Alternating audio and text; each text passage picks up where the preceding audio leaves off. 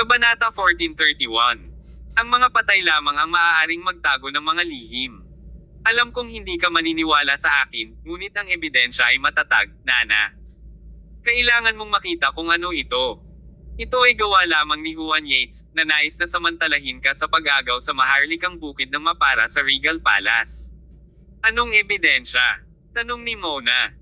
Sigma said, Mr. Leviathan is a witness, stating the fact that Regal Palace wanted to take over my royal family. At the same time, they managed to take photos of Tyr meeting the assassins. Everything points to Tyr, Juan, and ang mga tauhan nila ang may kasalanan. Natahimik si Mona sa narinig. May saksi ako kung hindi ka naniniwala sa akin. Lahat ng tao sa mundo ay maaaring magsinungaling, ngunit hindi siya. Sino? Isang matandang monghe, na nakasuot ng mahabang damit, ang pumasok sa silid. Siya ay Royal Monk Lom ng Temple of Emerald Buddha. Bakit ka nandito, Royal Master Lom? Nagulat si Mona. Pinagdikit ng monghe ang kanyang mga kamay at yumuko. Miss Mona, mukha ng halimaw ang asawa mo at may masamang aura na nagmumula sa kaluluwa niya. Siya ang nasa likod ng pagkamatay ng iyong ama. Bakit mo nasabi? Dahil ba sa itsura niya? Si Mona ay hindi naniwala sa mga pamahiin at biglang nakitang nakakatuwa ang pangangatwiran ng monghe. Ngunit, kung iyon ay katibayan, siya ay natigilan ng hindi makapagsalita. Sumagot ang Royal Monk Lom, dumating ang mga mamamatay tao bago ka dumating sa templo. Hinuli nila ang lahat ng tao sa templo, naglagay ng mga bitag at pananambang upang patayin si Haring Walter. I'm sorry, Miss Mona. Para mapanatiling ligtas ang ating templo, hindi ako nang ahas na ibunyag ang plano. Sa sandaling ito, tila nabasag at gumuho ang huling hadlang sa puso ni Mona. Inaasahan niya, noong una, na ito ay isang hindi pagkakaunawaan. Gayunpaman, kasama ang Royal Monk Lom na nakatayo bilang isang saksi, ang ebidensya ay hindi mapagtatalunan. Bilang pinakamataas na pari ng bansa, ang Royal Monk Lom ay hindi kailanman magsisinungaling.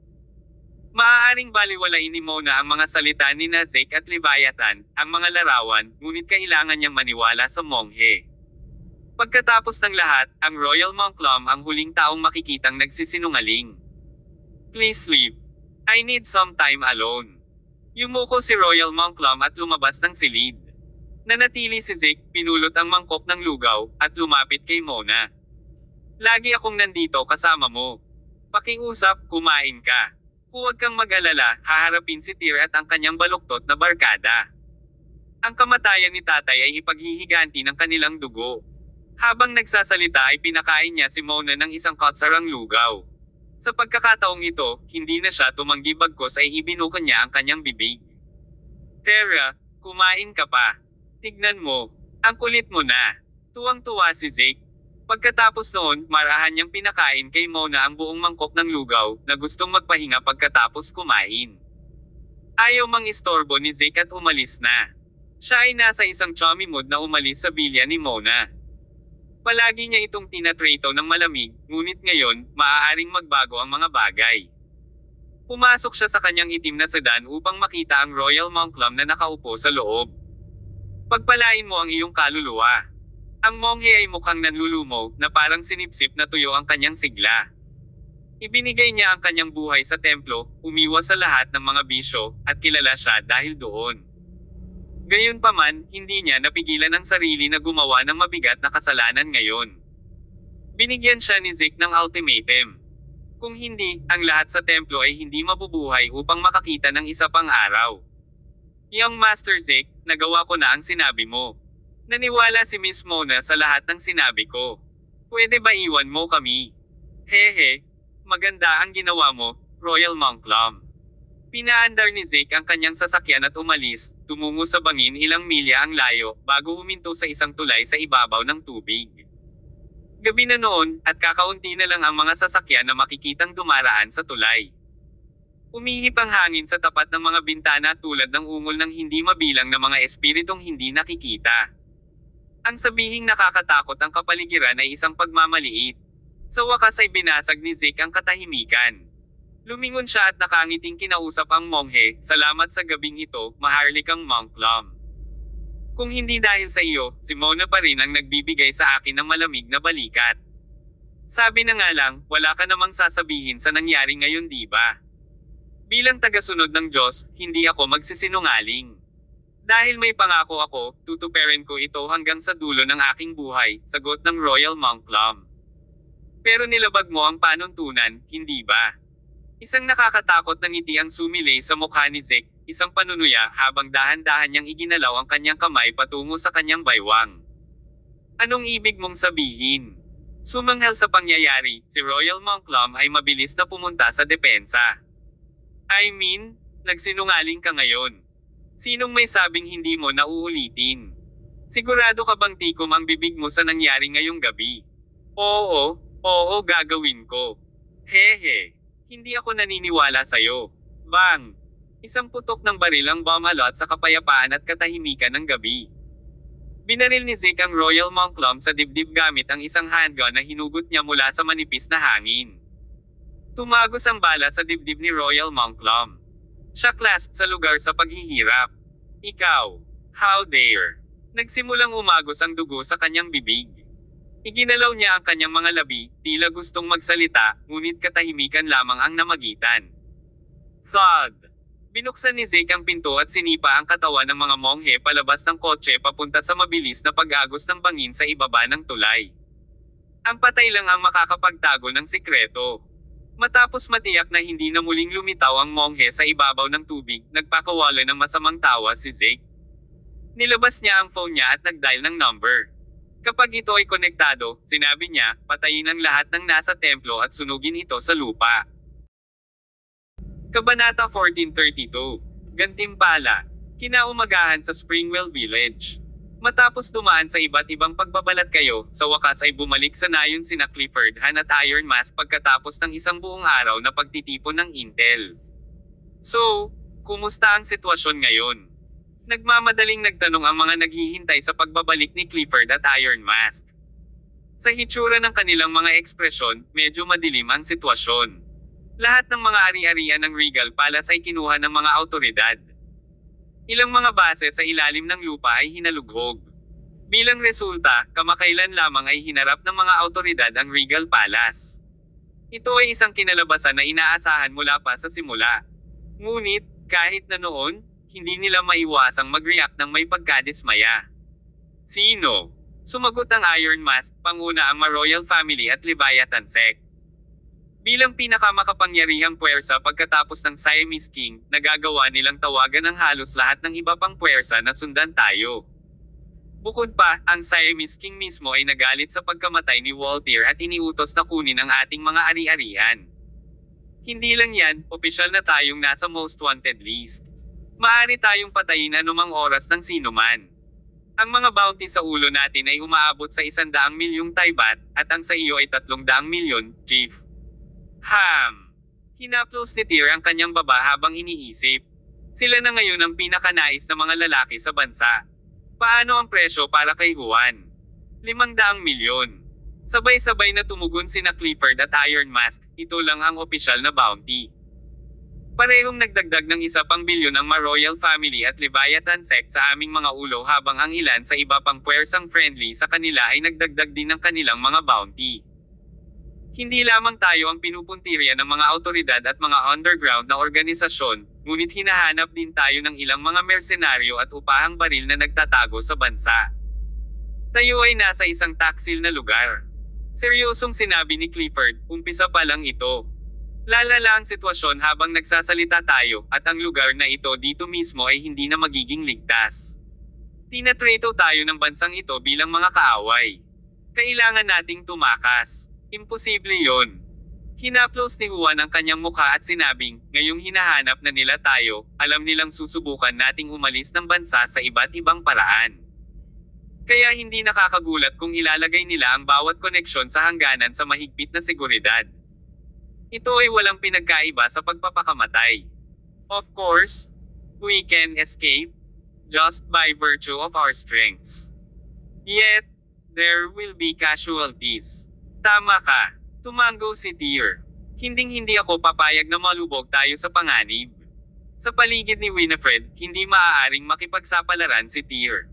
Minsan, ang pinakamapanganib na lokasyon ay ang pinakaligtas. May narinig ka ba tungkol sa Ma Royal Family? Nasaan ang bangkay ng biyenan ko? Kamusta si Nana? Sumagot si Clifford, magpapatuloy ang kanyang libing mamaya sa umaga.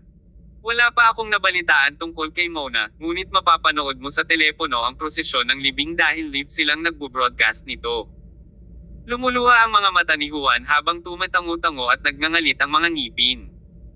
Naniniwala ako na si Zikma, Darkshire, at ang Leviathan sect ay magkakasama, sabi ni Clifford. May motibo ang lalaking iyon na gawin iyon. Tumango si Tyr. Sa kasal ni Juan at Mona, ibinalita ni Haring Walter ang kanyang pagnanais na ipasa ang responsibilidad sa mag-asawa ng dahan-dahan. Magtataka ako kung hindi mapakali si Zeke.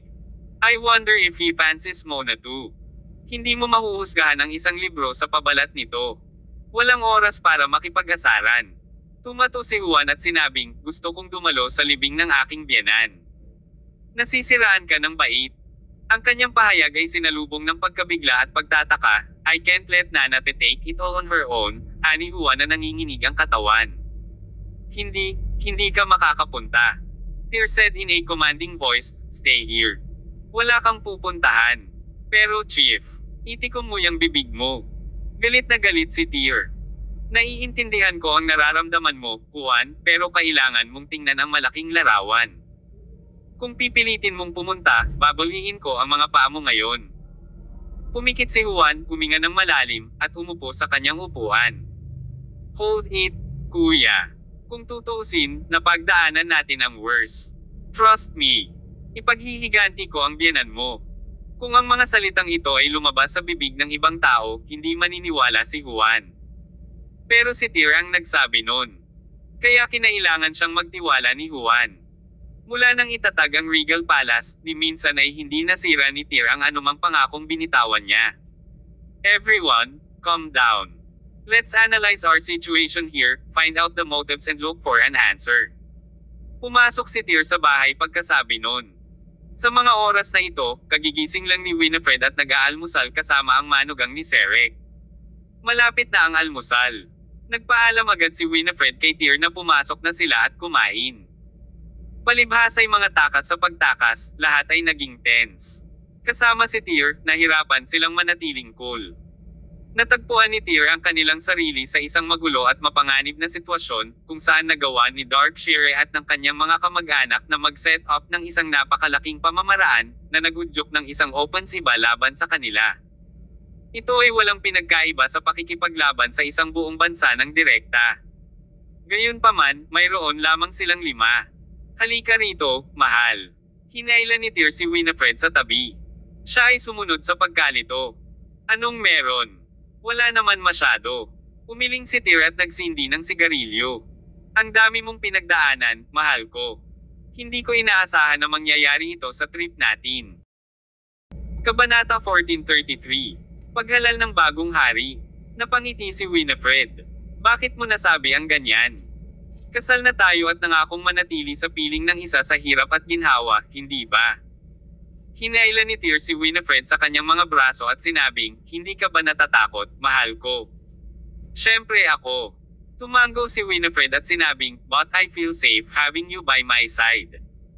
Sa kabaligtaran, sa tingin ko ito ay nakakakilig at masaya. Nakakakilig at nakakatuwa. Napatulala si Tyr.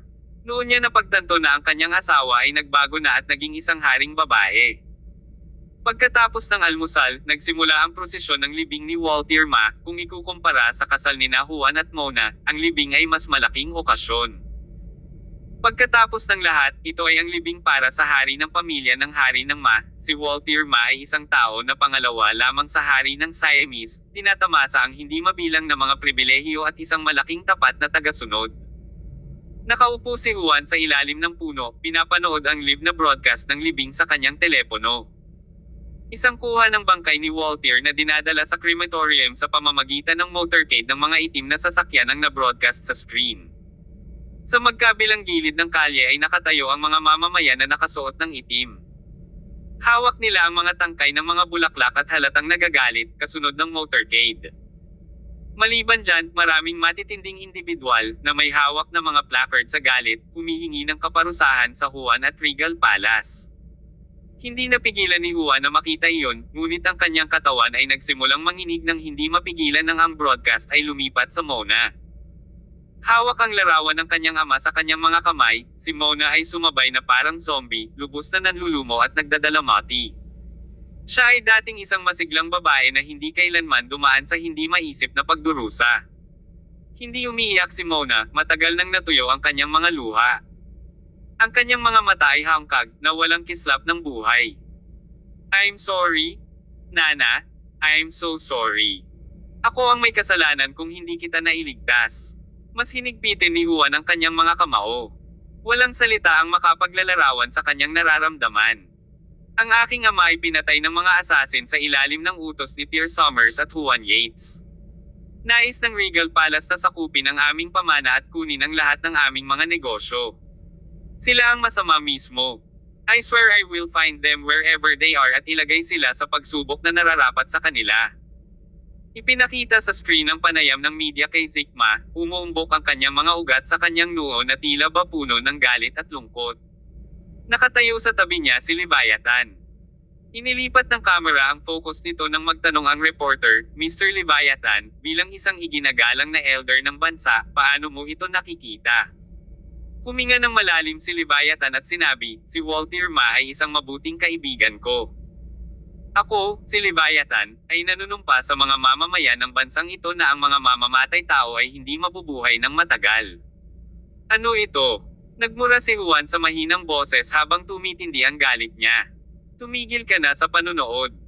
Dumating si Tyr at inagaw ang phone kay Juan. Hepe, ako. Walang saysay na panoorin ito. Hinding-hindi na mababago ang nangyari, pero makakahanap pa rin tayo ng solusyon dito. Nakausap ko na si Jim tungkol sa sitwasyon. Kasalukuyan silang nag-iisip ng paraan para ipadala ang mga tauhan natin. Isang malaking hamon, bagaman, kailangan natin ng oras upang muling ayusin ang ating mga puwersa. Si Jim Zabenskay ay isa sa 5 hari ng Regal Palace at ang strategist ng organisasyon. Natanggap kaagad ni Jim ang balita pagkatapos ng Tyr, at ang iba ay naligay sa isang mahirap na kalagayan. Siya ay racked ang kanyang utak, sinusubukan upang mahanap ang isang solusyon, ngunit ang mga bagay na ngayon ay dumating sa isang tigil. Dahil natigil si Tyr at ang kasunod na bangungot upang kunin ang mga ito, kahit na ang makinang na si Jim ay natagpuan ang kanyang sarili na natigilan. Nag-aalala ako kay Nana, Hepe, sabi ni Juan. Alam ko. Tumango si Tyr, but don't worry, she'll be fine. Ang libing ni Walter ay nagpatuloy sa buong araw. Isa iyon sa pinakamadilim na araw, kung saan maraming lugar ang nagpapalipad ng kanilang mga watawat sa kalahating palo. Gayunpaman, ang kanyang kahalagahan sa bansa ay makikita sa kung paano siya pinarangalan pagkatapos ng kanyang kamatayan. Ang mga matatanda ng pamilya ay nagtipon kaagad pagkatapos ng libing at tumawag para sa isang emergency na pagpupulong. Sa pagkamatay ni Walter at ang kanyang nag-iisang anak na babae na napilayan ng trahedya, ang malaking pamilya ay nangangailangan ng isang bagong pinuno upang kunin ang kanilang pang-araw-araw na operasyon at ang kanilang bagong pag-atake laban sa Regal Palace. Sa makatuwid, ang pagpili ng isang ganoong tao ay pinakamahalaga. Ang bulwagan ay magulo, puno ng maingay na opinyon, pagtatalo, at pag-aaway. Ang lahat ng matatanda ay natipon dito nang wala ni isang pinagkasunduan kung sino ang mamumuno sa pamilya. Si Clive dapat ang bagong hari. Tama yan. Siya ang pinakamatandang miyembro pagkatapos ni King Walter. Sumasang-ayon ako. Maririnig ang pangalan ni Clive sa buong bulwagan kasama ang maraming taga-suporta. Bilang pinsan ni Walter, isa siya sa mga unang taong nakipag-away sa tabi ni Walter noong mga unang araw. Sa mga tuntunin ng seniority, walang makakataas kay Clive. Tutol ako dito. Sa gitna ng mga pag-awit ng pagpili kay Clive, agad na pumukaw ang mga tinig ng pagtutol. Sa tingin ko dapat si Mona ang pumalit bilang padre de pamilya. Bilang nag-iisang anak na babae ni King Walter, walang utak para sa kanya ang umakyat sa trono. I second that. The family shall be led by the king's descendant, Miss Mona, just like all other royal families out there. Hindi dapat mamamahala si Mona sa pamilya. Ang mga tinig ng pagtutol ay agad na dumating. Sa katunayan, si Miss Mona ay aakyat sa trono ayon sa nauna. Gayunpaman, napagtanto mong wala siya sa pinakamabuting kalagayan ngayon at hindi kayang pangasiwaan ang pamilya. Not forgetting that Miss Mona had earlier made her disinterest in the position known. That's why I still think that Clive is most suitable for the throne. Sa buong pagsubok, parehong sina Clive at Mona ang may pinakamataas na tawag ng suporta. Umupo si Zeke sa isang hindi mapagpanggap na lugar, malamig na nakatingin sa showdown habang nakakuyom ang kanyang mga kamao. Halatang hindi siya masaya sa naging desisyon ng karamihan. Kung tutuusin, sa kanya lang ang trono. Kabanata 1434. Opinyon. Kahit na ang apelyido ni Zeke ay Maat sa kabila ng kanyang mga taon ng pamamahala sa mga negosyo ng Ma Royal Family at nagambag ng hindi mabilang na mga tagumpay sa kanila, mayroon pa rin siyang dugong dayuhan na dumadaloy sa kanyang mga ugat. Dahil sa kadahilan ng iyon lamang, karamihan sa mga tao ay hindi kahit na isaalang-alang si Zeke kahit na ang Ma Royal Family ay kailangang pumili ng isang bagong hari. Sabi nga, in terms of ability and means, siguradong si Zeke ang pinakamahusay na kandidato para sa bagong hari. Ang bulwagan ay nahati sa dalawang magkahiwalay na paksayon, ang isa ay sumusuporta kay Mona Ma at ang isa ay sumusuporta kay Clive Ma. May ilang boses na umalalay kay Zeke, ngunit mabilis silang nalunod sa dami ng tao. Habang nagtatalo ang magkabilang panig, pumasok si Leviathan, kasunod ang isang grupo ng kanyang mga tauhan. Bagaman siya ay isang tagalabas, si Leviathan ay palaging nakatira sa manor ng pamilyang Ma. Sinabi niya na narito siya para parangalan ang alaala ng dati niyang kaibigan noong narito lamang siya para pukawin ang bagyo at suportahan ang pagbangon ni Zeke sa kapangyarihan. Maaari ko bang hilingin na ang lahat ay tumahimik sandali at makinig sa mga salita? Sa sandaling pumasok si Leviathan, sumigaw siya. Bagamat hindi masyadong malakas ang boses niya, malakas pa rin ito. Ilang sandali, umalangaw-ngaw ang boses ni Leviathan sa bulwagan. Agad namang tumahimik ang dalawang panig na kanina pa nag-aaway at ibinaling ang tingin kay Leviathan. Dumating ka na, Master Leviathan. Marami ang yumukod sa Leviathan bilang paggalang. Maging si Clive ay tumayo at naglakad patungo sa Leviathan para batiin siya. Walang pinuno ang maharlikang pamilya, Mr. Leviathan. Sa makatuwid, dapat tayong pumili ng bagong hari na mamumuno sa sitwasyon. Bilang isang makaranasang nakatatanda na kapantay ni Haring Walter, mayroon ka bang naiisip na mabuting kandidato? Sa kabila ng Leviathan na hindi kabilang sa maharlikang pamilya ng Ma, lahat ng naruroon ay handang makinig sa kanyang mga salita. Ngumiti si Leviathan at tumango. Sa narinig ko, gusto mong pumili sa pagitan ni Clive at Mona. Tama ka. Tumango ang karamihan. Sa halip ay umiling si Leviathan na nakangiti. Sa palagay ko ay hindi angkop ang alinman sa kanila. Bakit? Marami ang nagulat. Hindi nila inaasahan na mapapaalis ni Leviathan ang dalawa sa isang hininga. Nagpatuloy si Leviathan, bagaman si Clive ay lubos na iginagalang sa maharlikang pamilya ng Ma, tumatanda na siya. Kahit na maupo siya sa trono, napakabilis ng pagbabago ng mga panahon. Napakaraming bagay ang magiging sobra-sobra na upang hawakan. Sa makatuwid, siya lamang fit to support behind the scenes, hindi siya bagay na umakyat bilang bagong hari. Sa sandaling sinabi ni Leviathan ang kanyang opinyon, ang mga sumuporta kay Clive ay halatang masama ang loob. Gayunpaman, sinamantala ni Clive ang pagkakataong tumayo. Tama ka, Master Leviathan. Wala akong interes sa trono ng Ma Royal Family. Masyado na akong matanda at mahina para patuloy na gawin ito. Kung ganoon, may naiisip ka bang angkop na kandidato, Clive? Tanong ni Leviathan. Sagot ni Clive, kung hindi ako tatakbo sa eleksyon, natural, si Miss Nana na lang ang natitira. Natural lang sa isang inapo na magmana ng negosyo ng kanyang pamilya. Ang trono ng Ma Royal Family ay kay Nana. Sa pagsasalita ni Clive at kusang humihiling na isuko ang kanyang karapatan sa trono, tila ang tanging tao na natitira para sa trono ng maharlikang pamilya ay si Mona. Gayunpaman, paulit-ulit na umiling si Leviathan at sinabing, sa kasalukuyang kalagayan ng pamilya ng hari ng Ma, sino man ay maaaring maging hari. Ngunit tiyak na hindi isang opsyon si Mona. Bakit hindi? Nanlamig ang ekspresyon ng mukha ni Clive. Nagpatuloy si Leviathan, dapat malinaw sa iyong puso ang dahilan, hindi ba? Huwag na nating pag-usapan kung may kakayahan o wala si Mona na maupo sa trono. Ang maharlikang pamilya ng Ma ay kasalukuyang nasa gitna ng isang krisis. Ang kasalukuyang estado ni Mona ay nagiging mas mababa ang kakayahan niyang magtagumpay sa trono.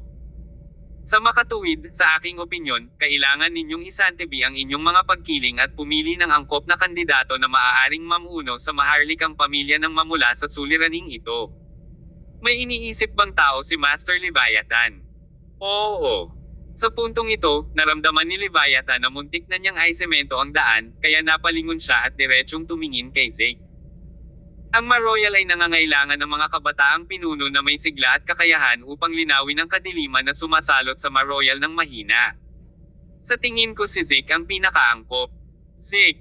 Nang lumabas ang pangalan sa bibig ni Leviathan, maraming naruroon ang napailing. Hinding-hindi ito gagana. Tama. Hinding-hindi maaaring maging hari si Zeke sa maharlikang pamilya ng kahit na siya ang ampon ni Haring Walter, wala sa kanyang mga ugat ang dugo ng maharlikang pamilya. Paano natin papayagan ang isang tagalabas na pamunuan ng pamilya Biglang umalangaw-ngaw ang iba't ibang boses ng oposisyon. Marami ang hindi pumayag na umupo si Zeke sa trono ng Maroyal family. Maging si Clive na nakasimangot ay halatang ayaw ding suportahan si Zeke. Maaaring si Zeke ang pinakaangkop na tao para sa posisyon sa ngayon. Gayunpaman, nanatili siyang isang tagalabas sa puso ng karamihan dahil sa kanyang kadugo. Bagamat tahimik na nakaupo si Zeke sa ibabaw, nakaramdam siya ng panlulumo sa kaibuturan. Isa-isa niyang sinulyapan ang mga kumakalaban sa kanya at binanggit sa isip ang kanilang mga pangalan. Hindi papayag si Zeke na magkaroon sila ng magandang kinabukasan. Gayunpaman, kabilang sa 12 ng mga nangungunang maharlikang pamilya ng mananaruroon, ang ilan ay sumalungat dito at ang mga pabor. Ngunit hindi marami ang pabor. Malamang na pinahiran lang nila ang ikatlong bahagi ng mga nakatatanda. Noong una, pinagtatalunan ng lahat kung si Clive o si Mona ang dapat na maging padre de pamilya. At ngayon ito ay naging labanan sa pagitan ni Zeke at Mona. Tumigil kayong lahat. Sumigaw muli si Leviathan, at ang bulwagan ay tumahimik muli. Saglit na natahimik si Leviathan, pagkatapos ay sinabing, bukod doon, may isa pa akong opinyon. Ano ang iba pang mga opinyon mayroon si Master Leviathan? Tanong ng grupo ng mga tao. Sumagot si Leviathan, ikaw ngayon ay nagtatalo sa pagitan ng pagpili kay Zeke o Mona. Paano kung silang dalawa ay kasama natin at alagaan ang pamilya ng hari ng Hindi ba't ang lahat ay malulutas sa ganoong paraan? Matapos mailagay ang pundasyon, sa wakas ay nagsalita si Leviathan tungkol sa puso ni Zeke na magiging ulo ng pamilya at pakasalan si Mona. Ito ang unang dalawang kondisyon na mayroon si Zeke pagkatapos maabot ang isang kasunduan sa Leviathan noong panahong iyon. Nagbibiro ka ba, Master Leviathan? Napatayo si Clive nang dumilim ang mukha nito. Kamakailan lang ikinasal si Mona kay Juan Yates. Siya ang prinsesa ng maharlikang pamilya ng hindi ba siya magiging katatawanan kung malalaman na agad siyang ikakasal sa iba? Sumagot si Leviathan, ngunit ipinagkanulo ni Juan ang maharlikang pamilya ng at pinatay ng isang tao si Haring Walter. Siya ay kasalukuyang kaaway ng maharlikang pamilya ng kaya natural, ang kasal ni Mona sa kanya ay hindi wasto. Kabanata 1435. That wouldn't do.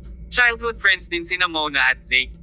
So I do think that a union between the two of them would bring glory back to my royal family. Ang mga salita ni Leviathan ay makatwiran. Ito ay talagang isang mahusay na pagpipilian sa grand scheme ng mga bagay. Naliwanagan at tumango ang ilan sa mga taong naruroon. Kailangan kong sabihin, totoo nga ang ideya ni Master Leviathan. Kung ikakasal sina Young Master Zeke at Miss Mona, maaari nilang pamahalaan ang mga ari-arian ng pamilya manang magkasama. Lahat ng problemang ito ay kayang lutisin. Oo. Magandang ideya talaga iyon. Para dito ako. Pabor din ako dito. Halos 2/3 ng mga taong naruroon ang nagtaas ng kanilang mga kamay at nagpahayag ng kanilang pagsang-ayon. Ang sitwasyon ay promising. Sa wakas ay nagpakita ng kasiyahan si Zeke sa sitwasyon. Mukhang matatapos na nila ang sitwasyon ngayong gabi. Gayunpaman, muling umalangaw-ngaw ang boses ni Clive hindi ako sumasang-ayon, tinutulan ito ng direkta. Bilang pinakamataas na pamilya sa ilalim ng Siamese royal family, talagang hindi tayo maaaring magdulot ng ganitong iskandalo. Si Mona absolutely cannot marry Zeke. Zeke also cannot become the head of the Ma royal family. Tito Clive. Ito. Silence, there is no room for negotiation for such a matter. This is not going through if I disagree. Dahil doon, agad na tumayo si Clive at nagtatampo na naglakad patungo sa entrance ng hall. Gusto man siyang hikayatin ni Leviathan, hindi ito umubra. Si Clive ay may ganap na karapatang magsalita sa ngalan ng maharlikang pamilya ng Ma, mayroon din siyang grupo ng mga tagasunod. Maraming naruroon ang tumayo upang umalis sa eksena pagkatapos ng kanyang pag-alis. Sa huli, ang pulong para muling ihalal ang pinuno ng pamilya ng hari ng Ma ay natapos sa isang maasim na tala.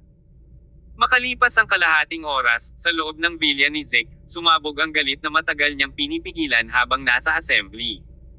Dinurog niya ang mga kasangkapan sa bulwagan ng manor. Gulat na gulat ang mga maid na nakatayo sa gilid. Wala ni isa sa kanila ang naglakas loob na lumapit. Ilayo mo na yung tantrum mo, Zeke. Sa oras na ito, pumasok si Leviathan sa pintuan, at isinara ito sa likod niya ng may katok. Nang makitang lumapit si Leviathan, iwinagayway ni Zeke ang kanyang kamay, at lumabas ang mga katulong sa isang masunurin at disiplinadong paraan. Maya-maya, si Zeke at Leviathan na lang ang naiwan sa loob. Guru, ang ating plano ay malapit ng magtagumpay ngayon. Hindi ko inaasahan na lalabas ang matandang lalaki na iyon, si Clive, laban sa akin. Siya ay lubos na iginagalang sa maharlikang pamilya ng Ma, kung hindi siya susuko, ang ating plano ay magiging mahirap na makamit. Ang matandang iyon ay malupit. May naglalagablab na apoy na umiikot sa bituka ni Zeke nang umalis si Clive. Hindi na siya makapaghintay na pangunahan ang isang grupo ng mga tao para alisin siya sa kanyang paghihirap. Why are you so agitated? There would be different obstacles in the process of completing this plan. Ayon sa kasalukuyang sitwasyon, ang kabuuang sitwasyon ay tila mas mahusay kaysa sa kung ano ang ating tinansya sa simula. Reklamo ni Zeke, pero Master, wala akong oras at pasensya na maghintay. Gusto kong maging pinuno ng Ma royal family ngayon. Gusto kong pakasalan si Nana. Umikot ang ekspresyon ni Zeke. Since Clive wants to be a roadblock, I will have him dealing with tonight. Matagal nang naging walang puso si Zeke at handang alisin ang lahat ng tao sa kanyang paraan. Kung papatayin mo si Clive ngayong gabi, walang lugar para sa iyo sa maharlikang pamilya ng mabukas. Sa tingin mo ba ay baboy ang mga lalaki ng pamilya Ma royal? Then, what should we do? Tanong ni Zeke.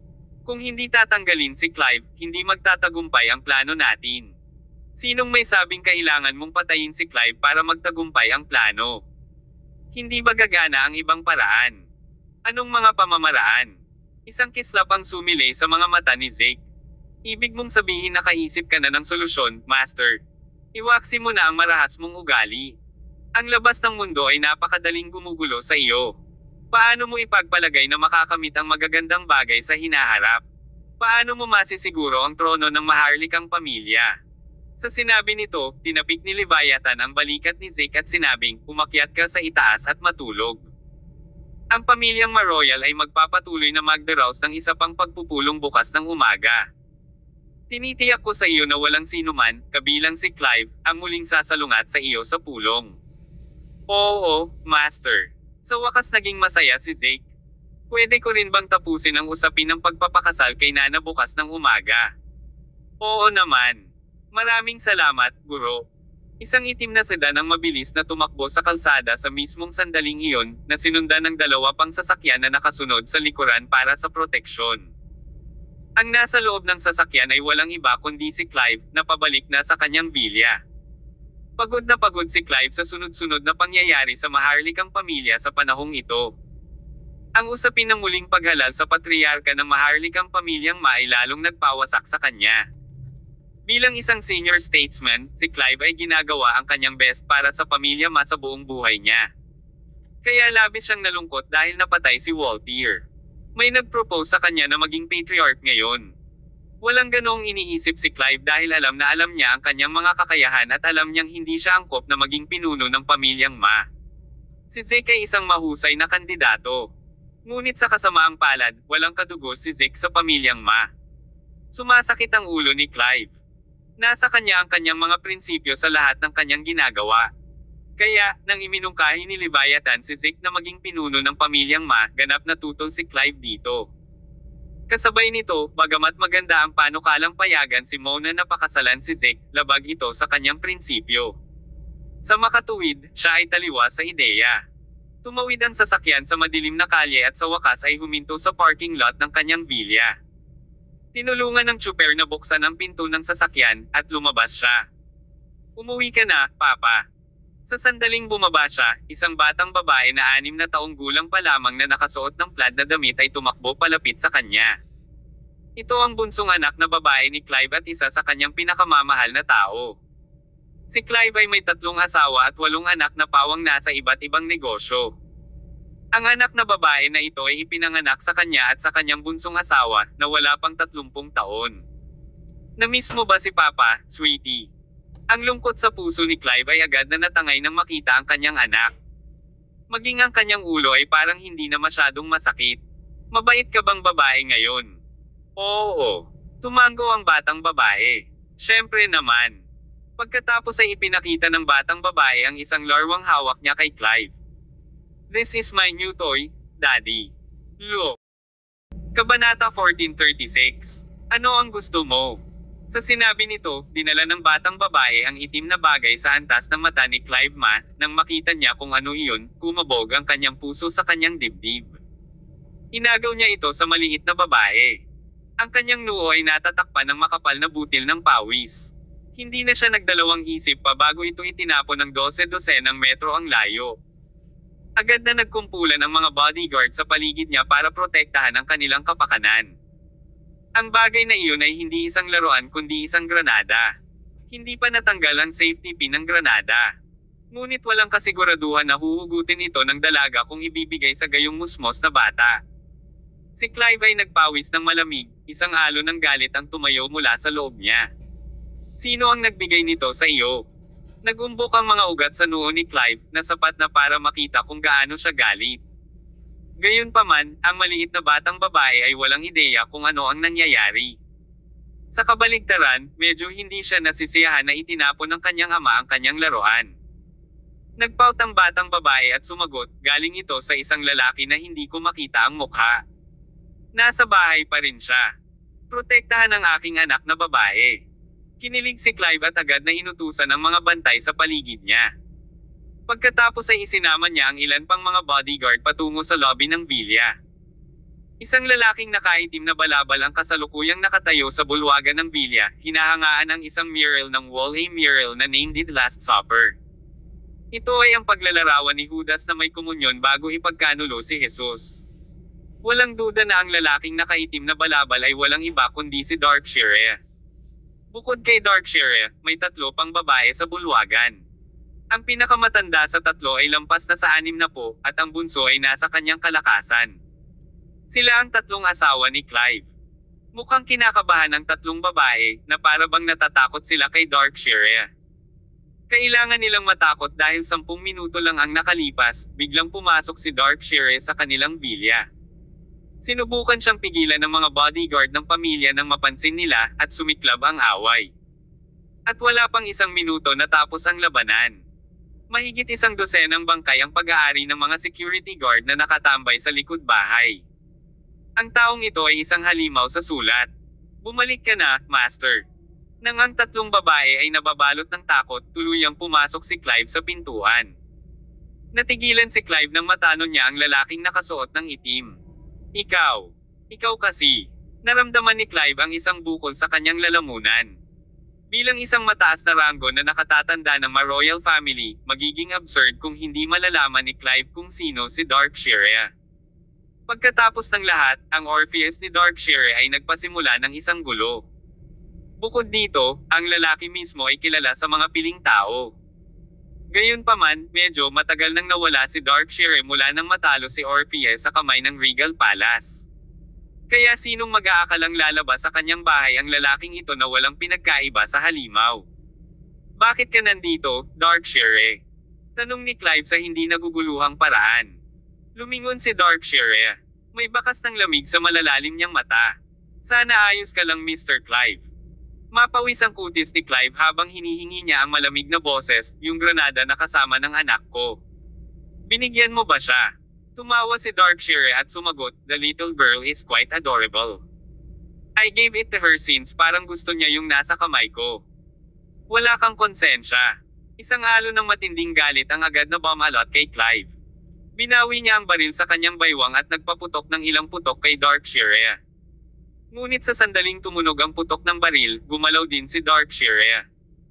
Gumalaw siya sa isang kakaibang paraan at nakarating sa harap ni Clive sa isang kisap mata. Lumuwag ang kanyang kaliwang kamay. Ilang bala ang dumulas mula sa kanyang palad at bumagsak sa lupa habang ang kanang kamay ay nakahawak sa lalamunan ni Clive. Ikaw. Pakiramdam ni Clive ay parang nakakita siya ng halimaw. Naging mahirap para sa kanya kahit na huminga. Wala pang oras na mag-react ang mga bodyguard sa likod niya bago siya sinakal ni Darkshire. Guru. Noon lang nag-react ang mga bodyguard. Nag-poster sila para bumunot ng kanilang mga baril ngunit pinigilan sila ni Clive. Huwag magpaputok. Agad na napatigil ang mga bodyguard nang marinig nila ang sinabi ni Clive. Natigilan din sila nang maramdaman nila ang malagim na aura na nagmumula sa Darkshire. Ikaw at ako ay walang hinaing, Darkshire. Ikaw. Ano ang sinusubukan mong gawin? Bilang isang mataas na ranggo na miyembro ng Ma-Royal Family, si Clive ay nagkaroon pa rin ng lakas ng loob na panatilihin ang isang tiyak na antas ng kalmado kahit na sinasakal na siya ngayon ni Darkshire. Hindi sumagot si Darkshire ngunit sinimulan niyang bigkasan ang rehistro ng pamilya ni Clive. Mr. Clive Ma, ika-6 na po, 4 sa taong ito at may 3 asawa. Sa kasamaang palad, silang 3 ay kasalukuyang nasa bulwagan at walang paraan para makatakas. Mayroon kang 8 anak, ang panganay ay 44 at ang bunso ay 6. Ang iyong panganay na anak ay si Petoya na tumutulong sa Ma-Royal Family na pamahalaan ng isang kumpanya. Ang iyong pangalawang anak na lalaki ay nasa Chiang Rai, namamahala ng isang berdeng negosyo. Ang iyong pangatlong anak na babae ay kasal sa kanta at ang iyong ika-4 na anak na lalaki ay nasa. Nagpatuloy sa pagsasalita ng sobra si Darkshire na para bang alam niya ang lahat tungkol sa pamilya ni Clive. Habang narinig ni Clive, mas lalo siyang natakot. Tila lalong tumindi ang mga ugat sa kanyang noo. Isang masamang pakiramdam ang bumalot sa kanya. Nakaramdam pa siya ng lamig mula sa dulo ng kanyang mga daliri sa paa hanggang sa tuktok ng kanyang ulo. Ano ang gusto mo, Darkshire? Hehe. Huwag kang maingay, Mr. Clive. Pakinggan mo ako. Sa sinabi nito, naglabas si Darkshire ng isang telepono, pagkatapos ay binuksan ang isang album mula rito at isa-isang ini-swipe ang mga larawan sa loob sa harap ng mga mata ni Clive. Namutla si Clive matapos makita ang mga larawan sa album. Bawat larawan ay ng kanyang mga anak na lalaki at babae na inagaw mula sa kanilang mga kumpanya, opisina o tahanan kung saan sila matatagpuan. Ang bawat isa ay nakatali ang mga kamay at paa at nakaluhod, habang sa likod nila ay nakatayo ang mga lalaking nakasuot ng itim, na may hawak na kutsilyo hanggang sa leeg. Inagaw mo ang buong pamilya ko, Darkshire. Ano ba ang gusto mo? Itinabi ni Darkshire ang telepono at tumawa. Simple lang naman ang gusto ko. Hindi sila malalagay sa panganib basta't ikaw, Mr. Clive, makipagtulungan sa amin. Sabi ni Clive, malinaw na binibigkas ang bawat salita, ano ang gusto mo? Kabanata 1437. I will promise whatever you ask. Sumagot si Darkshire, ang Ma-Royal Family ay may pinakamataas na antas ng executive meeting ngayon. Malamang na napunta kayo sa isang hindi kasiyasang sitwasyon para pag-usapan kung sino ang dapat gawing bagong hari, walang resulta hanggang ngayon.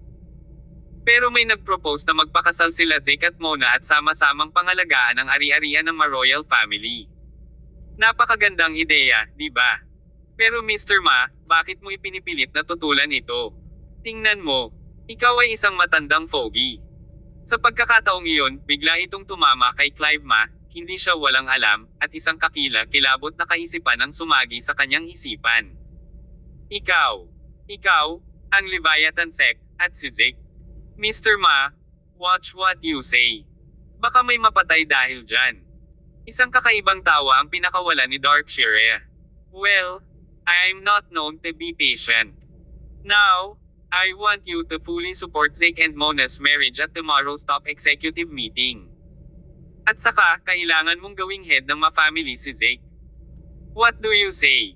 Hindi pwede yon. Walang kamalay-malay na sigaw ni Clive, hinding-hindi mahuhulog ang ma-royal family sa kamay ng mga tagalabas. Kakasal lang ni Mona kay Juan. Wala nang paraan para mapang-asawa niya si Zeke. Tumanggi ka. Sayang naman. Hindi man lang nagmamadali si Darkshire. Muli niyang hinawakan ang phone sa kamay at saka nag-video call. Boss. Sa kabilang bahagi ng video, ipinakita sa screen ang background ng opisina ng panganay na anak ni Clive. Sa sandaling ito, dalawang lalaking nakaitim ang may hawak na kutsilyo sa leeg ng panganay na anak ni Clive. Mr. Ma is not very cooperative with us. So you guys have to figure out something to teach him a lesson. Roger yan, boss. Pagkasabi niya noon ay biglang idiniin ng isa sa mga lalaking nakaitim ang isa sa mga kamay ng panganay na anak ni Clive sa ibabaw ng mesa at walang pag-aalinlangan itong ibinaba. Arg! Nagmula sa kabilang side ng video call ang agrabyado na hiyawan ng panganay na anak ni Clive. Pinutol ng lalaking iyon ang isang kamay niya. Nang makita ang eksenang iyon, muntik nang matamba si Clive. Malakas na sigaw ng kanyang asawa sa gilid, Clive, ay pangako mo ang lalaking iyon. Ay pangako mo lang sa kanya. Kung hindi, kakatayin niya ang buong pamilya natin. Tiningnan ni Darkshire ang video call at sinabing, mukhang hindi pa rin sumasang-ayon si Mr. Ma sa mungkahi ko. You guys can kill him now. Let me make the next video call. Oo, boss. Sagot ng nakaitim na lalaki na iyon at agad na tinakpan ang bibig ng panganay na anak ni Clive at akmang lalaslasan ng kutsilyo ang lalamunan.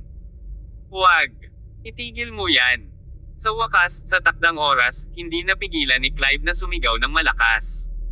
Hindi niya kayang panoorin ang kanyang anak na mamatay sa kanyang harapan. Ipapangako ko kung ano man ang gusto mong gawin ko. Papayag ako sa lahat ng sasabihin mo. Hindi ba ito maganda? Tumango si Darkshire bilang kasiyahan at sinabing, kung nagbigay ka ng pahintulot kanina, hindi na kailangang dumaan sa paghihirap ang iyong anak. Huwag kang mag-alala. Dadalhin siya kaagad ng aking mga tao sa ospital. Baka maaari pa nilang i-attach muli ang kanyang kamay. Para sa iyong iba pang mga anak, aalagaan din namin sila ng mabuti. Humihingal si Clive at nagtanong, Darkshire, naibigay ko na sa iyo ang aking mga salita. Bakit hindi mo sila pakakawalan? Of course, I will let them go but certainly not now. You can rest assured, Mr. Ma, as long as you do as I say and do it well, your family will not be in any risk. Still, if you do, anumang bagay sa kalagitnaan na hindi ako nasisiyahan, kung gayon hindi ko magagarantiya ang kanilang kaligtasan. Dahil doon, binitawan ni Darkshire si Clive. Iniligpit din niya ang kanyang telepono at naglakad palabas ng villa. Matulog ka ng maaga, Mr. Ma, hindi natin maantala ang top executive meeting bukas. Si Darkshire ay umalis ng ganoon lang habang si Clive ay walang tulog ng gabing iyon. Nang sumunod na araw, ang nangungunang executive meeting ng Ma-Royal family ay patuloy na ginanap sa Ma-Mansion. Nagtatalo pa rin ang top brass tungkol sa SAR na bagay kahapon. Sinuportahan ng ilan sa mga executive si Mona. Sinuportahan ng iba si Zeke. Sa kabaligtaran, ang ilan ay sumuporta kina Zeke at Mona na magpakasal at magkasamang pumalit sa maharlikang pamilya ng Ma. Ngayon, dumating si Clive ng mas huli kaysa kahapon. Pagdating niya, halos kalahating oras na ang simula ng meeting. Medyo haggard si Clive ngayon. May dalawang mabigat na maitim na bag sa ilalim ng kanyang mga mata. Maging ang boses niya ay medyo paus nang magsalita. Tumahimik ka. Lahat kayo. Makinig ka sa akin. Ang matanda ay tila sobrang solemn na sa sandaling ito habang siya ay umaakyat sa kanyang upuan at itinaas ang kanyang mga kamay sa unang pagkakataon. Ang mga taong ito ay dapat magpakita sa kanya ng ilang paggalang. Kaya naman, sabay-sabay na napalingon ang lahat kay Clive. Tiyo Clive, mayroon ka bang sagot? Tanong ng isa sa mga senior executive. Oo. Tumango si Clive at sumagot, I have thought about it overnight. I have an answer in my heart now. Agad namang nagpanting ang tenga ng lahat habang hinihintay ang sagot ni Clive. Ngayong lahat ng mahahalagang miyembro ng pamilyang Ma ay may kanya-kanyang opinyon, walang duda na si Clive ang gagawa ng huling desisyon. Pinaikit ni Zeke ang kanyang mga mata sa kabilang side. Siya ay puno ng pag-asa sa kaibuturan. Dahil sa hitsura nito, binigyan ni Darkshire ang lumang bagay na ito ng matinding pagpapahirap kagabi. Napaisip si Zeke sa kanyang puso. Kung titingnan ang kasalukuyang reaksyon ni Clive, ibibigay na sana sa kanya ng matanda ang lahat ng susunod niyang gusto. Lahat ay naghihintay sa sagot ni Clive. Ang buong conference hall ay nasa pin drop na katahimikan. Huminga ng malalim si Clive bago dahan-daang ibinuka ang kanyang bibig pagkaraan ng ilang segundo. Sabi niya, pagkatapos mag-isip buong magdamag, napagtanto kung tama ang sinabi ni Master Leviathan kahapon. Ang aming ma-royal family ay nasa isang kritikal na panahon ng boom at bust, kaya dapat naming isantabi ang lahat ng aming mga prejudices sa ngayon at maghanap ng angkop at may kakayahang tao upang pamunuan ang aming ma-royal family pabalik sa landas. Bukod pa rito, kailangan nating haharapin si Juan, Tyr, at ang kanilang regal palace sa susunod. Ito ay ginagawang mas mahalaga para sa pamilya na magkaisa ng lubusan. Kaya't napagpasyahan kong hayaang magpakasal sina Prinsesa Mona at Young Master Zeke at magtulungan para pangalagaan ang ma-royal family. At the same time, we can let Zeke take the throne as the head of our ma-royal family. Ano? Nang marinig ang mga salita ni Clive, maraming tao na naruroon ang namangha. Hindi ba't mahigpit na tinutulan ni Clive ang ideya na ikasal sina Mona at Zeke kagabi? Hindi rin siya sangayon na si Zeke ay ma-promote bilang ma-family head. Kaya bakit biglang nagbago ang isip niya magdamag? Ngunit ang mga bagay ay dumating sa puntong ito. Dahil ibinigay na ni Clive ang kanyang hatol, maraming tao na naruroon ang hindi tutol sa desisyon ni Clive. Tumayo si Clive at lumapit kay Zeke. Itinaklap niya ang kanyang mga kamay at nagbigay ng saludo kay Zeke, at sinabing, Zeke, ngayon ay nais kong yakapin ka bilang pinuno ng pamilya ng maharlikang pamilya ng Ma. Ang seremonya ng paghalili ay gaganapin pagkatapos ng 10 araw. Handa ka bang umupo sa trono? Matagal nang hinintay ni Zeke na dumating ang araw na ito. Kaya paano niya tatanggihan ang alok na yakapin ang tungkuling iyon? Kabanata 1438. Bitawan mo ako. Ito ay kung ano ito. Hindi man lang nag-abalang umiwas si Zeke sa mga responsibilidad. Sa halip, ibinagsak niya ang lahat ng kanyang pagpapanggap at tumayo. Sumaludo rin siya kay Clive mabago sinabing, Uncle Clive, I am glad that you can support me. Bagamat wala ang dugo ng aking ninong na dumadaloy sa aking mga ugat, palagi ko siyang tinatrato bilang aking biological father. Kaya bahagi ako ng pati ang pamilya Ma. Ngayong ang aking ninong ay dumanas ng isang malagim na kamatayan. Nasa panganib ang pundasyon ng maharlikang pamilya. Siyempre, ako, Zeke, dapat humakbang para ipagtanggol ang pamilya natin. Sa makatuwid, handa akong umupo sa posisyon ng pinuno ng pamilya ng hari ng Ma, kapag tumahimik na ang bagyo, kung iniisip pa rin ni Uncle Clive na hindi ako gumagawa ng karampatang trabaho bilang ulo ng pamilya, handa akong bumaba sa posisyon na ito. Si Zeke, gaya ng inaasahan, ay hinding-hindi titigil sa posisyon. For show lang ang sinabi niya. Paano niya hahayaan na ang mga bagay na pag-aari niya ay makalusot sa kanyang mga daliri at mawala sa kanyang pagkakahawak? Sige. Tumango si Clive at nag-anunsyo, well, I am now officially announced Zeke to success as the head of my royal family in 10 days. At the same time, engaged na siya kay Princess Mona sa succession ceremony. Mayroon ba sa inyo na naririto na sumasalungat sa ideyang ito? Sumasang-ayon ako dito. Sumasang-ayon ako sa desisyon. Agad namang nagtaas ng kamay ang mga unang sumuporta kay Zeke pabor sa desisyon. Ngunit, sa kabilang banda, paano magiging kwalipikado ang mga sumasalungat sa ideya na maging laban dito kapag inihayag ni Clive ang kanyang desisyon? Ang lahat ay natapos sa ilang sandali. Sa wakas ay nagbunga na ang Ma-Royal Family Top Executive Meeting tungkol sa pagpili ng bagong ulo ng pamilya. Naayos na ang alikabok. Umakyat ang lahat ng nangungunang maharlikang pamilya nang maparabatiin si Zeke. Maging ang mga dati ay hindi mahilig sa kanya ay nagsimulang mambola sa kanya. Parang panaginip lang ang lahat ng ito para kay Zeke. Matapos ma-finalize ang lahat, inihayag kaagad ng pamilya ng Ma-Royal ang balita sa publiko na nagdulot ng isa pang malaking kaguluhan. Samantala, sa villa ni Mona. Lumipas ang mahabang panahon, ngunit humiwalay sa kanyang damdamin ang kawalan ng pag-asa. Siya ay katulad ng dati. Siya ay uupo sa windowsill na hindi pa rin ginagawa ni Mona araw-araw at tumangala sa langit. Para siyang patay. Parang haggard ang itsura ni Mona ngayon. Kung gaano kalungkot si Juan Yates kapag nakita niya ang kanyang asawa sa kanyang kasalukuyang estado.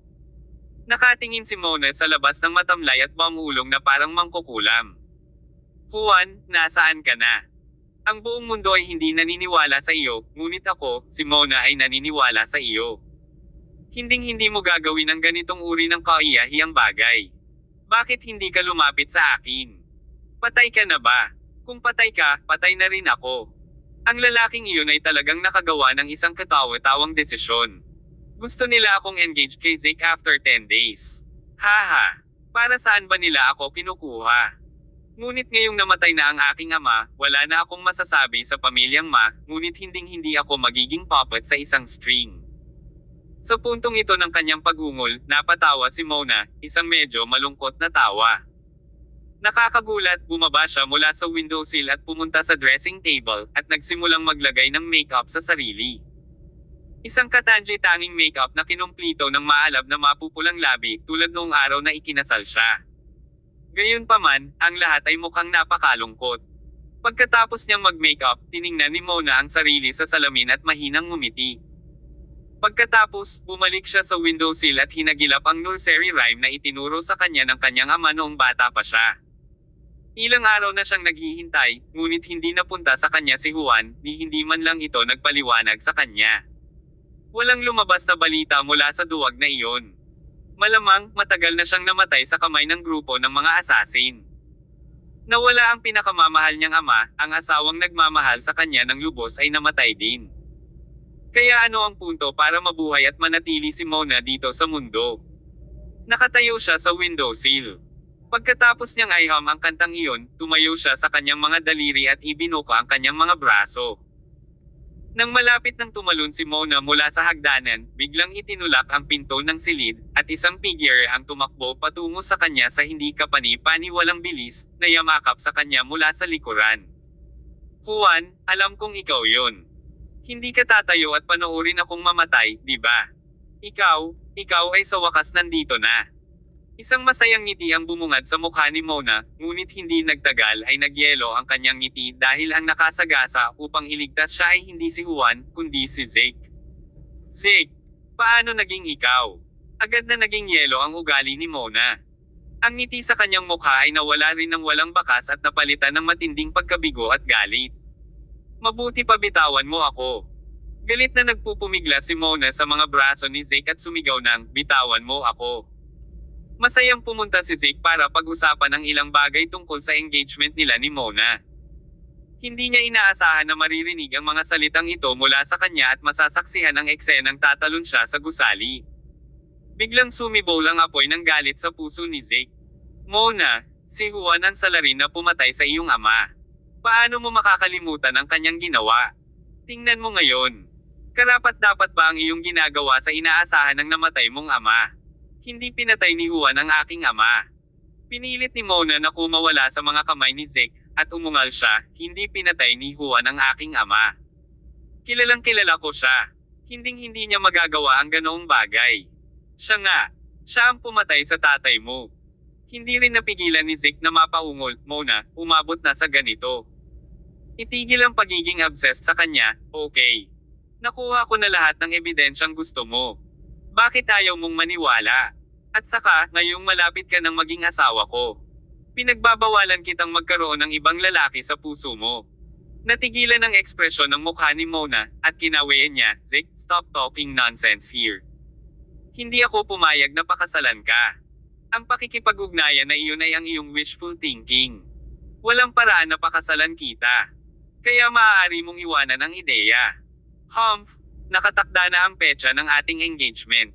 Wala ka ng paraan para mag-back out ngayon. Sa loob ng 10 araw, opisyal na kung mamanahin ang posisyon ng royal family head.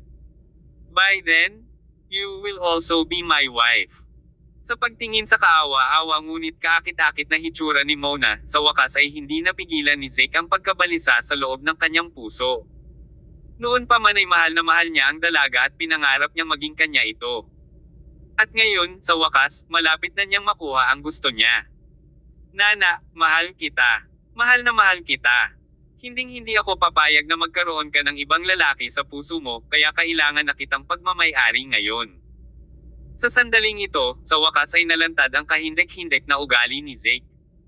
Siya ay kumilos tulad ng isang gutom na gutom at agad na sumugod kay Mona. Kabanata 1439. Bangungot, anong ginagawa mo? Natarante si Mona at dali-dali niyang itinulak si Zeke gayunpaman, si Zeke ay isang napakalakas na manlalaban sa kanyang sariling karapatan, at si Mona ay walang kapantay sa kanyang kapangyarihan. Gusto kong maging akin ka, at gusto kita ngayon. Niyakap ng mahigpit ni Zeke si Mona. Sa pilitang dinala siya sa malaking kama at sinimulang halikan sa ibabaw ng kanyang leeg. Nana, akin ka. Akin ka lang. Mahal kita. Mahal na mahal kita. Arg! Nasa mood pa lang si Zeke na humahalik kay Mona, bigla siyang nakaramdam ng matinding pananakit sa tenga. Napakagat labis na kinagat ni Mona ang kanyang tainga kaya ang isang dagwang piraso ng laman ay nakagat sa kanyang tainga. How dare you bite me? Hinawakan ni Zeke ang tenga niya. Nakita niya ang isang dakot ng dugo at naramdaman niya ang pag-aapoy sa kanyang tainga. Hayop ka! Tinitigan ng masama ni Mona si Zeke at nagmura, Zeke, huwag mong isipin na hindi ko alam ang ginawa mo. Masama ka. Anong pinagsasabi mo? Ang ama ko. Ikaw ang nagpapatay sa kanya, tama ba?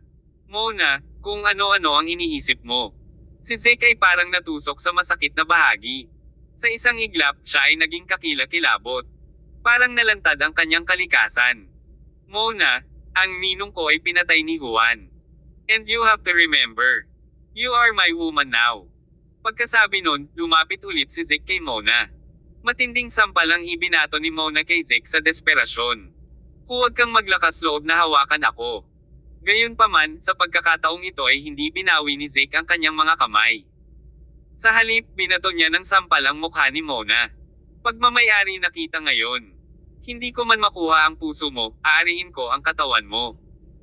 Mahigpit na inipit ni Zeke ang katawan ni Mona sa ibaba niya habang ginamit ni Mona ang kanyang mga kamay para kumuha ng kung ano sa gilid ng kama. Maya-maya, hinawakan niya ang fruit knife sa bedside table sa tabi niya. Pinutol niya ang kanyang braso gamit ang fruit knife. Zeke, lumayo ka sa akin. Nana, anong ginagawa mo? Sa pagtingin sa dugong umaagos mula sa braso ni Mona, inalis ni Zeke ang galit na emosyon niya at bahagyang kumalma. Inilagay ni Mona ang kutsilyong prutas sa kanyang leeg. Dahan-dahan siyang nagpapuwersa, at unti-unting tumusok ang dulo ng talam sa kanyang laman. Natarante si Zeke nang makita iyon. Nana, hindi ka dapat kumilos ng walang ingat. Dali-dali mong ibaba ang kutsilyo. Zeke, if you dare to touch me again, mamamatay ako sa harap mo ngayon. Kung mamatay ako, hindi ka lang makakaupo sa posisyon ng ma-family head. My family will rebel against you. Nana, ako. Nagsimulang makaramdam ng takot si Zeke ngayon. Kung si Mona ay pinilit niyang mamatay ngayon, kung gayon ang lahat ng pag-aari niya hanggang sa puntong ito ay guguho sa wala. Hindi lang iyon, kahit si Leviathan at Darkshire ay magpapabayad sa kanya para sigurado. Nana, you should put the knife. I was wrong just now. I was just acting impulsively. I will not touch you. I will never touch you again. Don't do anything.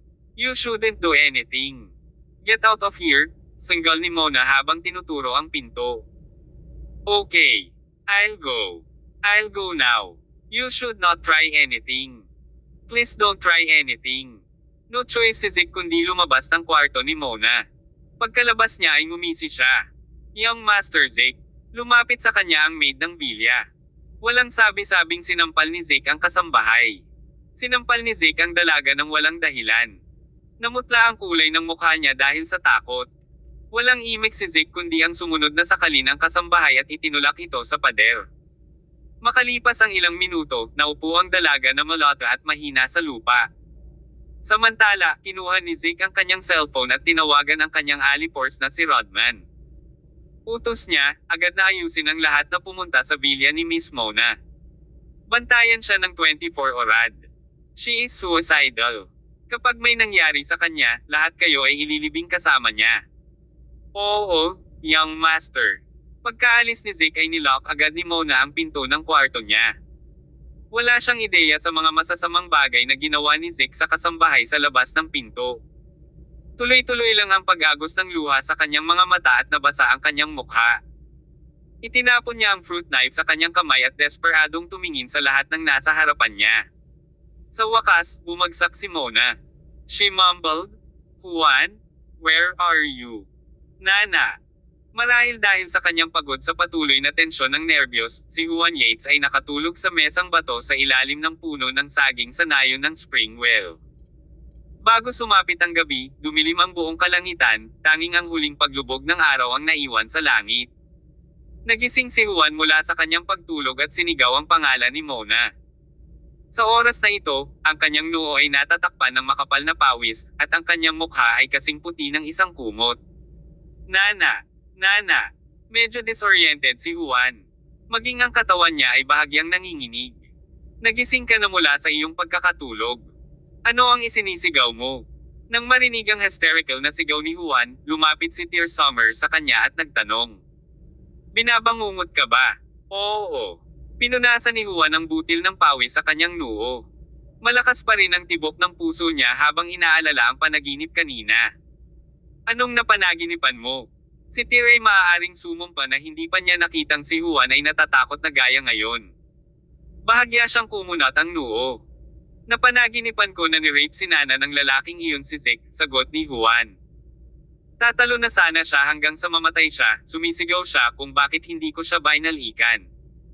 Tapos, sumulpot si Zeke. Gagahasain niya si Nana. Nilabanan siya ng husto ng babae ko, tapos sumunod siyang kumuha ng fruit knife sa kanya at hiniwa ang sariling lalamunan. Sa puntong ito, patuloy na umiling si Juan at sinabing, "Boss, napakatotoo ng panaginip na iyon. Sa tingin mo may nangyari na kay Nana?" "Hindi ito mangyayari, boss. I have to find her. I must go to her." Matapos marinig ni Tear ang mga sinabi ni Juan, hindi niya agad pinigilan si Juan. Sa kabaligtaran, ang kanyang ekspresyon ay naging medyo solemn na pagkatapos niyang marinig ang mga salita ni Juan. "Juan, kakatanggap lang namin ng balita kaninang hapon. Gusto mo bang marinig ang tungkol dito?" "Anong balita?" Marahas na tumibok ang puso ni Juan.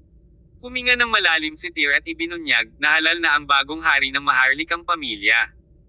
Sa 10 araw, isang seremonya ng paghalili ang gaganapin para sa bagong hari. At the same time, engaged din siya kay Mona sa parehong succession ceremony. Ang bagong hari. Bumaba ang ekspresyon ni Juan. "Who is this new king? Why is he gonna engage with Nana? She is my wife." Natahimik sandali si Tear bago niya sinabing, "The new king is Zeke." Kabanata 1440. Pusa at daga. "Sikma, naikuyong muli ni Juan Yates ang kanyang kamao ng mahigpit. Marahil ay inaasahan na niya ang lahat ng ito, ngunit nang dumating na ang sandali, nahirapan pa rin siyang tanggapin ang katotohanan. Yung lalaki na nasa ilalim ng nakamaskara na tao.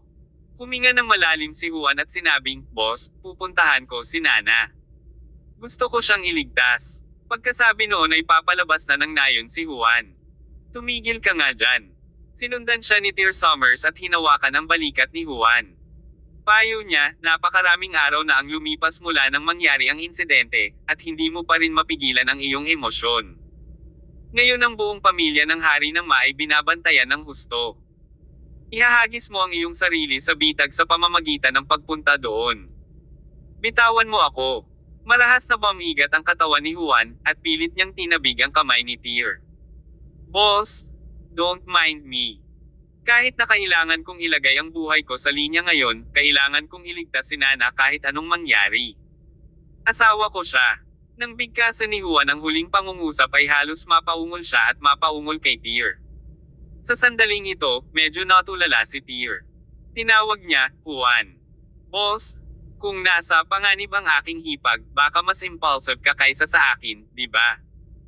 Bago ito, ako, si Juan Yates, ay marunong lang maghabol palagi, pero iba na ako ngayon. Ako, mahal na mahal ko ang babaeng ito, boss." Huminga ng malalim si Juan. Tapos, yumuko siya at yumuko ng malalim kay Tear. Then, he urged, "Boss, please don't stop me, or I'll die." Pagkasabi nun ay tumalikod na siya at naglakad palabas ng village.